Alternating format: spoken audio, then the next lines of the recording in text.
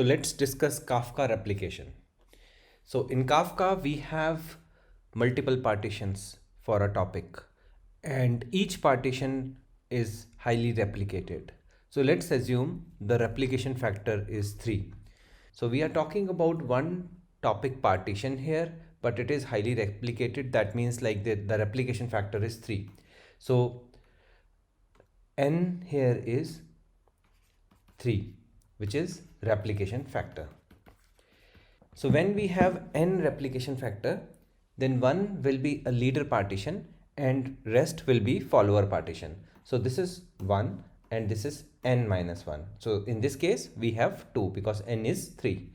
So now leader partition is a very special partition which enables the clients to actually interact. For example, producers, they can write to leader partition only, and similarly consumers, they can read from consumer partition.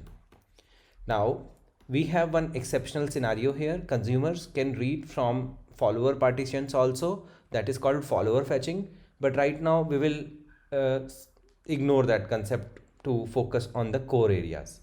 So first of all, let's see, the producers are writing, consumers are reading from this partition, and these partitions are basically like leader, follower, this follower 1, follower 2. So these are the followers. Basically followers will catch up with the leader. So when followers are able to catch up with the leader within 30 seconds, so that is a configuration, so followers are able to catch up with the leader, so then those followers are called ISR. So this is called in sync replica. So if followers are able to catch up within 30 seconds, so there is a property also, property name is replica dot lag dot time, replica dot lag dot time max ms. So this is a property and default value is 30 seconds.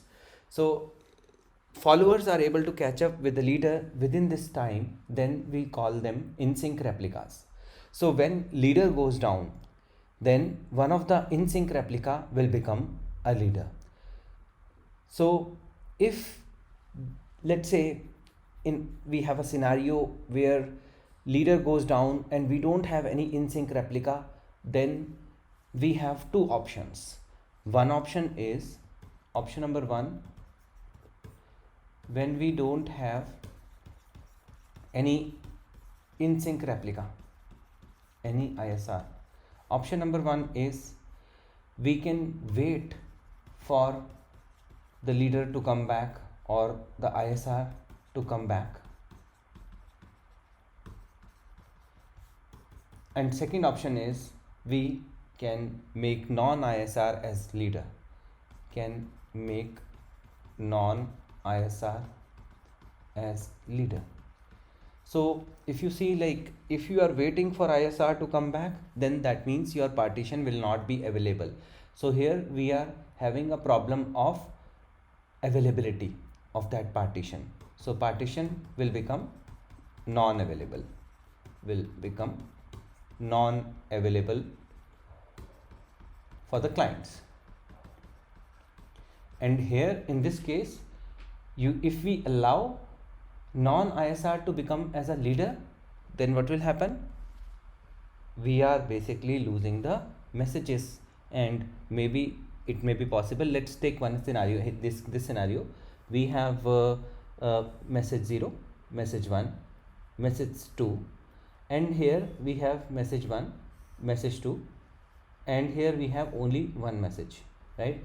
And let's say this is in sync and this is still catching up, this is lagging behind.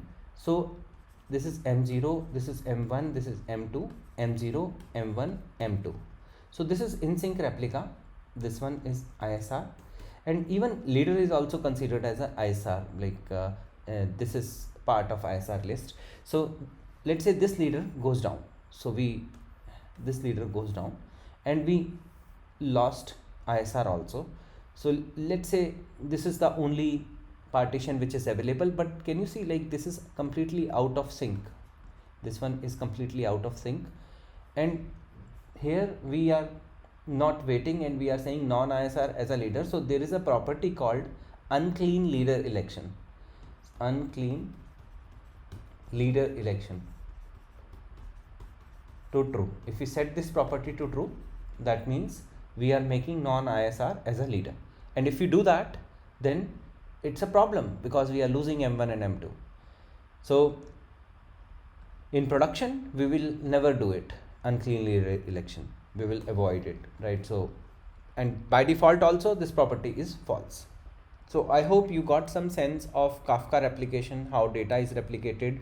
Followers are actually fetching data from the leader, and leader is basically interacting with producers, consumers. So this is how overall the replication looks like. So if you have any questions, you can ask in the comment section. Thank you so much.